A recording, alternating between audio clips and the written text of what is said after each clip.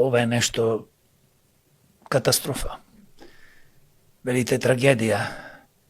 Да, трагедија за родителите на децата што погинаат, трагедија за родителите кои што децата уште се лечат и се повредени, трагедија за граѓаните на Македонија, трагедија за мене, за демократи.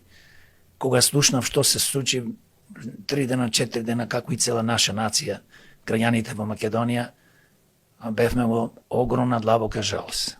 И сакам да искористам приликата повторно да упатам сочувство до родителите кои што ги изгуби овие златни млади деца и побрзо оздравување, укрепнување на повредените.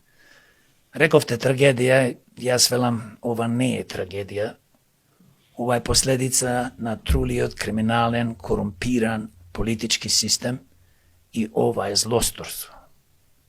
Значи, што се случи во Кочани, можеше да се спречи во последните 10-15 години од кога работи таа штала што ја вика дискотека.